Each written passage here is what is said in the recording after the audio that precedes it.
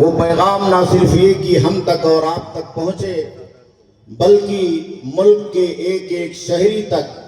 اور دنیا کے کونے کونے تک عام ہو۔ یہ بات ہمیں اور آپ کو اچھی طریقے سے معلوم ہے کہ اللہ رب العالمین نے ہمیں اور آپ کو اپنی توحید کے ساتھ اپنی بندگی، اپنی عبادت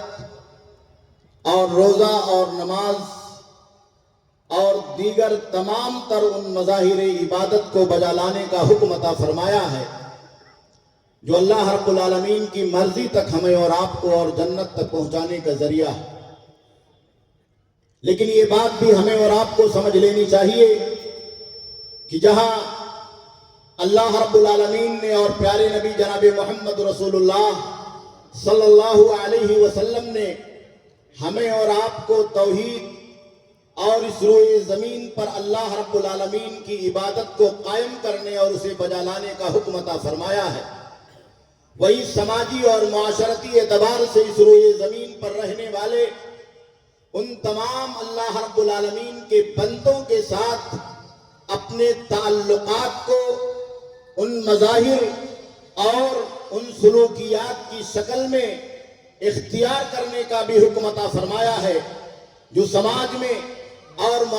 معاشرے میں امن اور انسانیت کی بحالی کا ذریعہ بن سکے۔ آج کی یہ کانفرنس جو تحفظ انسانیت کے عنوان پر بلائی گئی ہے وہ ہمارے اور آپ کے لیے موجودہ معاشرے میں اور موجودہ حالات میں بہت ہی اہم ہے۔ دنیا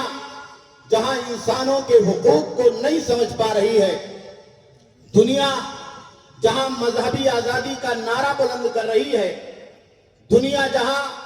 آزادی نسواں کا علم بلند کر رہی ہے، دنیا جہاں اس کائنات میں انسانوں کی خبرگیری اور لوگوں کے ساتھ عدل و انصاف کو قائم کرنے کا دعویٰ کر رہی ہے،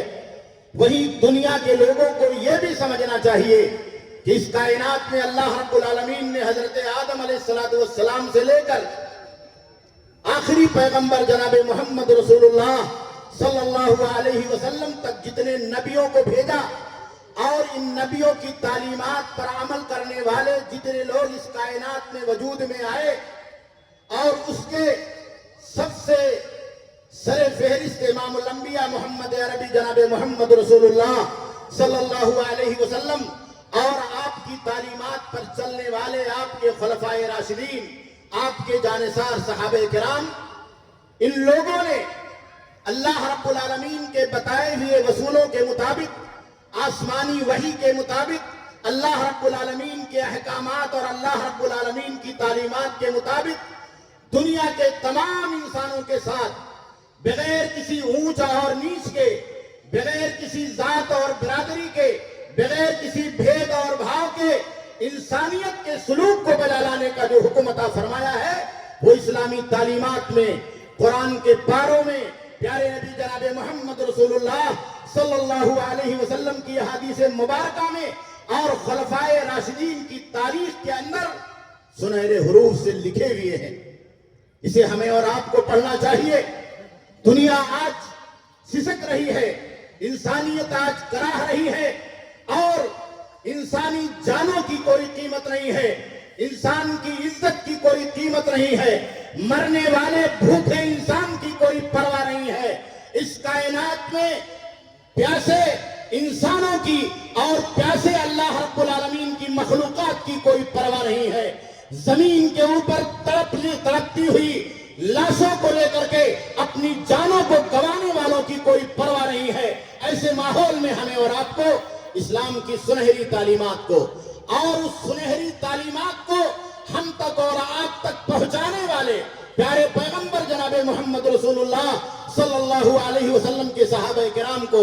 اور ان صحابہ کرام میں صف اول میں جیدہ اور چنندہ صحابہ کرام خلفائے راشدین کی تاریخ کو، ان کے کردار کو، ان کے حسین اطوار کو ہمیں اور آپ کو پڑھنا چاہیے۔ اسلام نے ہمیں اور آپ کو انسانیت کے بعد میں جہاں بھوکوں کو کھانا کھلانے کا حکم عطا فرمایا ہے، جہاں کمزوروں کی مدد کرنے کا حکم عطا فرمایا ہے، جہاں بیواؤں کی دیکھ ریکھ کا حکم عطا فرمایا ہے، جہاں یتیموں کی خبرگیری کرنے کا ہمیں اور آپ کو حکم عطا فرمایا ہے، وہیں پر دنیا کے تمام انسانوں کے ساتھ ان تمام انسانی سلوک کو بجا لانے کا حکم عطا فرمایا ہے جو اس روئے زمین پر ان کی جان کو تحفظ عطا فرماتے ہیں، ان کے مال کے تحفظ کا ذریعہ ہے اور ان کے عزت و آبرو کے تحفظ کا ذریعہ ہے۔ اللہ کے آخری نبی جناب محمد رسول اللہ صلی اللہ علیہ وسلم کو جب نبی بنایا گیا تو اماں خدیجہ رضی اللہ تعالیٰ عنہا نے کہا تھا، جب آپ پر وحی آئی تھی اور آپ گھبرائے ہوئے تھے، نبوت کی بنیادوں کو اللہ رب العالمین نے کس طریقے سے استوار کیا تھا اور صحابہ کرام نے ان تعلیمات کو کیسے سیکھا، خلفائے راشدین نے اپنے اپنے دور حکومت میں اور عہد حکومت میں ان انسانی کاموں کو کس طریقے سے بروئے کار لا کر کے روئے زمین کے اوپر انجام دیا، اللہ کے بندوں کے ساتھ امپلیمنٹ کیا اور مثالوں کی شکل میں اسے پیش کیا۔ اما خدیجہ رضی اللہ تعالیٰ عنہ نے بیان فرمایا، اللہ کے نبی صلی اللہ علیہ وسلم کی ڈھارس بتاتے ہوئے کہ کلا واللہ لا یخزیک اللہ ابدا انک لتصل الرحم وتحمل الکل وتقری الضیف وتعین علی نوائب الحق، کہ اللہ کے نبی صلی اللہ علیہ وسلم نبوت سے پہلے مکہ کی سرزمین پر اللہ رب العالمین نے آپ کو اس کائنات کا سب سے بہترین شہری، سب سے اچھا انسان ہونے کا سرٹیفکیٹ عطا کیا ہے۔ آپ گھبرائے نہیں، اللہ رب العالمین آپ کو رسوا نہیں کرے گا۔ آپ صلہ رحمی کرتے ہیں، صلہ رحمی کی تعلیمات اس دنیا کے اندر خدمت خلق کا اور انسانی کرداروں کو روئے زمین پر اجاگر کرنے کا وہ بہترین پیغام ہے جس کی تعلیمات اللہ رب العالمین نے اور اللہ کے آخری نبی جناب محمد رسول اللہ صلی اللہ علیہ وسلم نے ہمیں اور آپ کو عطا کی ہے۔ اور حضرت ابو بکر صدیق رضی اللہ تعالیٰ عنہ، حضرت عمر فاروق رضی اللہ تعالیٰ عنہ اور ان تمام خلفائے راشدین نے ان تعلیمات کو سماج اور معاشرے کے اندر بروئے کار لا کر ہمارے اور آپ کے سامنے ان کی مثالیں اور ان کی نظیریں پیش کی ہے۔ اللہ رب العالمین کو حکم، اللہ کے نبی جناب محمد رسول اللہ صلی اللہ علیہ وسلم کے بارے میں اماں خدیجہ نے بیان فرمایا کہ آپ دوسروں کا بوجھ اٹھاتے ہیں، آپ بے سہارا لوگوں کا سہارا بنتے ہیں۔ یہی وہ بنیادیں ہیں جو انسانیت کو اس روئے زمین پر مضبوط کرنے کا اور ایک انسان کو انسانیت کے تعلق سے ہمدرد بنانے کا اور ان کے دلوں میں دوسروں کے لیے خدمت کا جذبہ پیدا کرنے کا اور ایک انسان کے دل میں ایک انسان کے لیے محبت اور رحمت کے سلوکیات کو استوار کرنے کا ذریعہ اور سبب ہے۔ اللہ کے آخری نبی جناب محمد رسول اللہ صلی اللہ علیہ وسلم کی ان تعلیمات کو صحابہ کرام نے سیکھا، خلفائے راشدین نے سیکھا۔ اللہ کے نبی صلی اللہ علیہ وسلم نے اپنے زمانے کے اندر جو احکامات بھوکوں کو کھانا کھلانے کے سلسلے میں، مظلوموں کی مدد کرنے کے سلسلے میں، یہاں تک کہ پانی پلانے کے سلسلے میں، یہاں تک کہ جانوروں کے ساتھ بھی الفت اور رحم کا سلوک کرنے کے لیے جو بشارتیں سنائی تھی، ان بشارتوں کو سب سے پہلے صحابہ کرام نے اپنی زندگی کے اندر پانے کے لیے جد و جہد کیا اور ان بشارتوں کو روئے زمین پر نافذ کرنے کے لیے اس دنیا کے اندر اللہ کے نبی صلی اللہ علیہ وسلم کی تعلیمات کو اختیار کیا۔ آپ حضرت ابو بکر صدیق رضی اللہ تعالیٰ عنہ کی زندگی پڑھ جائیے، وہ سنہرا دور تاریخ کا، نبوت کے بعد خلافت راشدہ کا عہد اولی، جس میں انسانی سلوک کو اور خدمت خلق کو اور اس کی مثالوں کو سنہرے حروف سے لکھے جانے کے قابل ہے۔ آپ تاریخ کے صفحات میں ہمیشہ یہ پڑھتے ہیں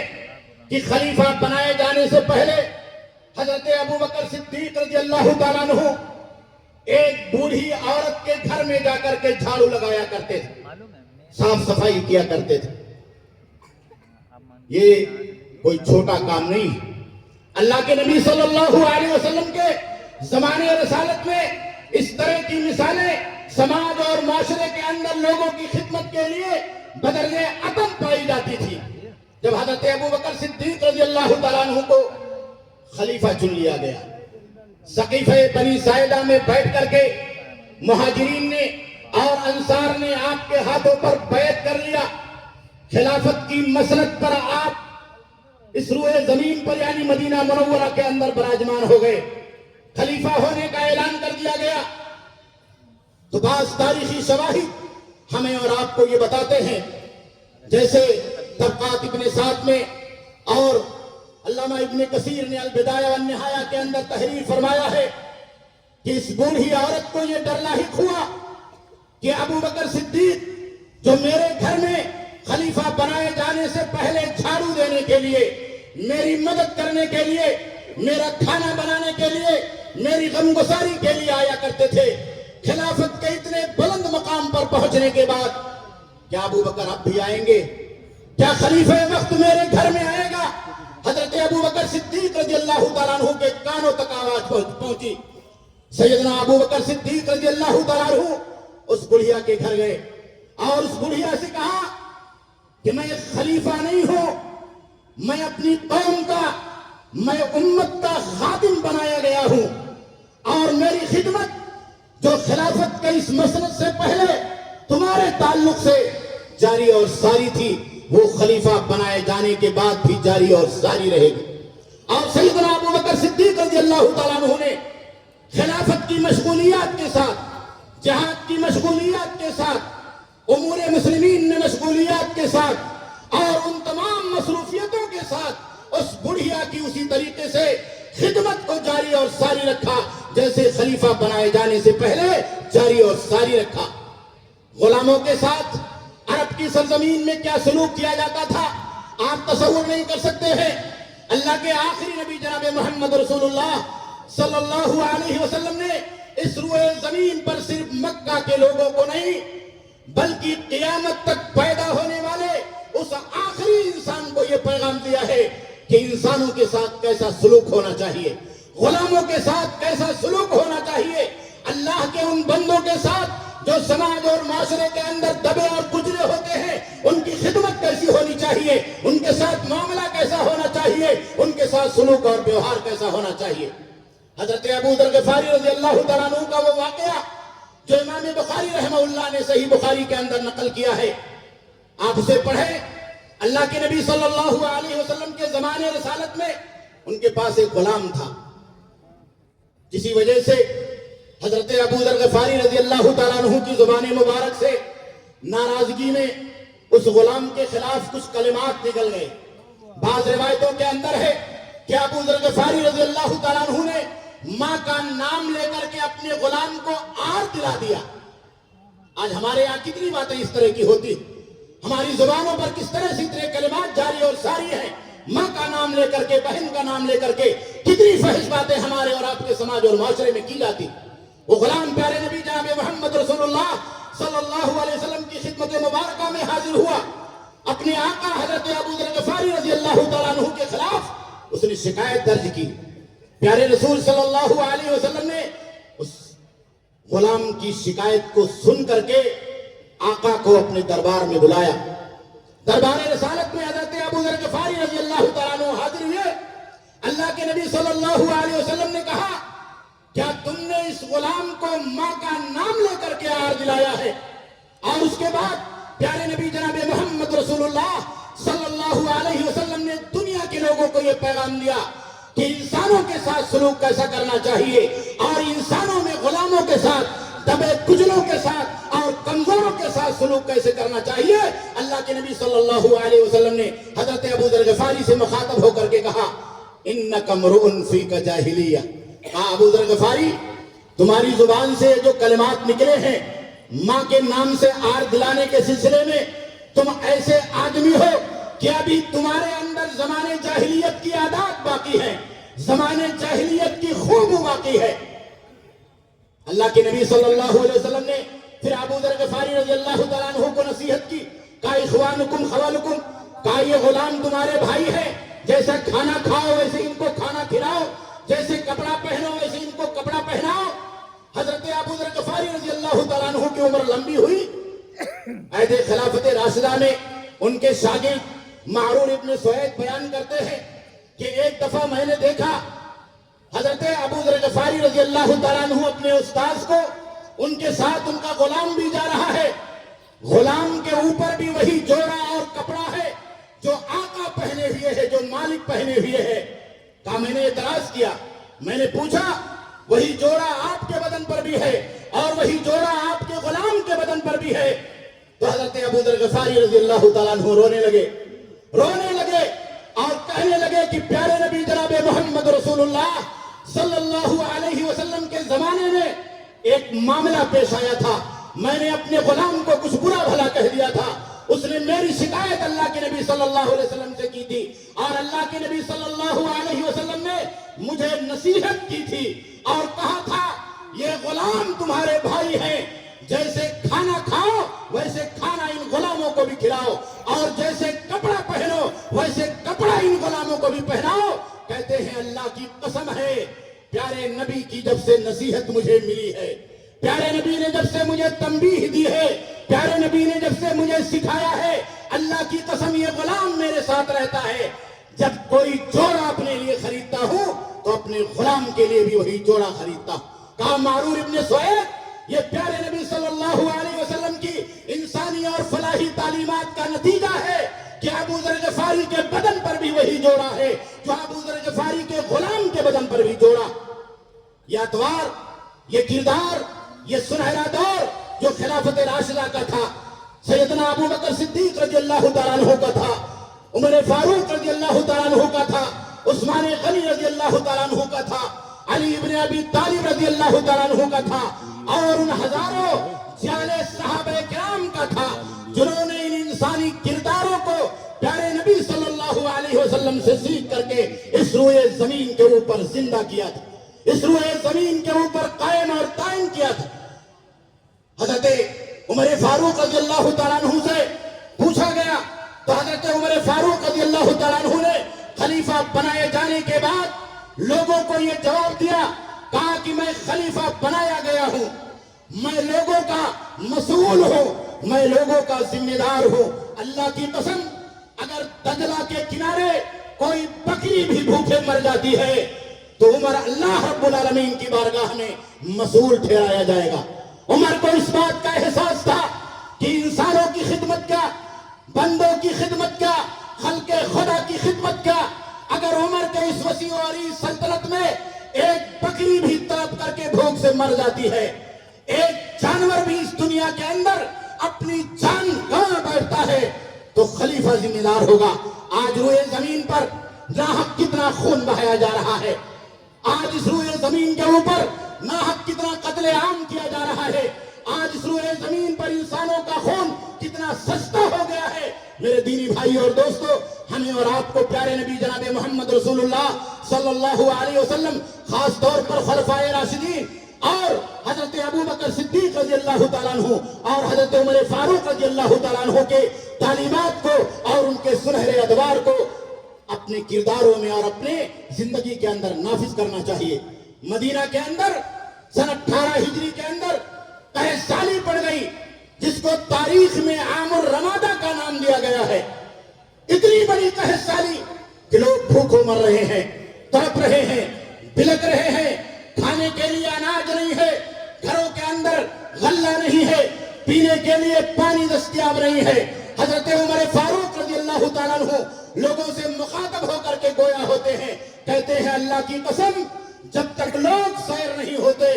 جب تک لوگ سیراب نہیں ہوتے اس بھکمری میں اور عام رمادہ کے اس سال میں اور اس مصیبت کی گھڑی میں عمر سیراب نہیں ہو سکتا ہے اور عمر سیر نہیں ہو سکتا. کتنی مثالیں تاریخ کے صفحات پر ہمارے اور آپ کے لیے پیغامات کی شکل میں, ہمارے اور آپ کے لیے بہترین کرداروں کی شکل میں محدثین نے, مورخین نے اور علماء امت نے درج کی ہے, جسے ہمیں اور آپ کو پڑھنا چاہیے. تحفظ انسانیت کانفرنس کا جو حقیقی پیغام ہے اس کا ایک جز یہ بھی ہے کہ اللہ کے بندوں کی خدمت کے لیے مسلمانوں کو اس کائنات کے اندر اللہ رب العالمین نے برپا کیا. کنتم خیر امت اخرجت للناس,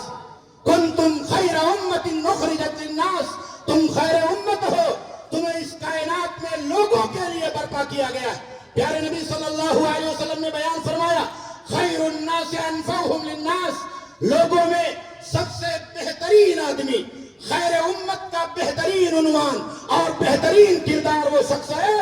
جو انسانیت کے لیے مفید بن جائے, جو لوگوں کے لیے مفید بن جائے, جو خلق خدا کے لیے مفید بن جائے, جو لوگوں کی خدمت میں لگ جائے, جو بھوکوں کے لیے کھڑا ہو جائے, بیووں کے لیے کھڑا ہو جائے، جو بیواؤں کے لیے کھڑا ہو جائے، جو یتیموں کے لیے کھڑا ہو جائے، جو غریبوں کے لیے کھڑا ہو جائے۔ جہاں جہاں تک انسانیت تڑپتی ہے ایک مسلمان کا دل تڑپنا چاہیے، جہاں جہاں تک انسانیت کراہتی اور سسکتی ہے ایک مسلمان کے دل کے اندر ٹھیس پہنچنی چاہیے، درد اٹھنا چاہیے۔ پیارے نبی جناب محمد رسول اللہ صلی اللہ علیہ وسلم کی سنت کا پیغام یہی ہے۔ پیارے نبی صلی اللہ علیہ وسلم نے بیان فرمایا، من نفذ کربۃ، جو آدمی کسی کی تکلیف کو دور کرتا ہے، کسی کی تکلیف کو دور کرتا ہے، نفذ اللہ عنہ کربۃ من کرب یوم القیامہ، تو اللہ رب العالمین قیامت کی تکلیفوں میں سے اس کی تکلیف کو ضرور دور فرمائے گا۔ میرے دینی بھائیوں اور دوستو، خدمت خلق کا جو تصور اہل خلافت راشدہ کے اندر ہمارے صحابہ کرام نے اور خاص طور پر خلفائے اربعہ نے قائم کیا، وہ ہمارے اور آپ کے لیے نہیں بلکہ دنیا کی تمام سلطنتوں کے لیے، دنیا کی تمام حکومتوں کے لیے، دنیا کے تمام اداروں کے لیے، دنیا کی تمام کانسٹیٹیوشن کے لیے اور دنیا کی تمام سوسائٹیوں کے لیے مثال۔ اس لیے ہمیں اور آپ کو ان مثالوں کو اپنی زندگی کے اندر قائم کرنا ہے، اپنے وطن عزیز میں قائم کرنا ہے، اور اپنے وطن عزیز میں ایک اچھا شہری بن کر کے، ایک اچھا مسلمان بن کر کے، ایک اچھا انسان بن کر کے اپنے آپ کو اور اپنے دین کو اور اپنی شناخت کو لوگوں کے درمیان پیش کرنا ہے۔ اللہ رب العالمین سے دعا ہے کہ اللہ رب العالمین انسانی سلوکیات کو ہمیں اور آپ کو سمجھنے کی کتاب اور سنت کی روشنی میں توفیق عطا فرمائے، اور جو بنیادیں اللہ کے نبی نے استوار کی تھی اور خلفائے راشدین نے اس پر عمل کیا تھا اور اپنے عہد خلافت راشدہ کے اندر اس کو قائم اور دائم کیا تھا، ہمیں اور آپ کو اسے اپنی زندگی میں نافذ کرنے کی سعادت نصیب فرمائے۔ ربنا تقبل منا انک انت السمیع العلیم۔ السلام علیکم ورحمۃ اللہ وبرکاتہ۔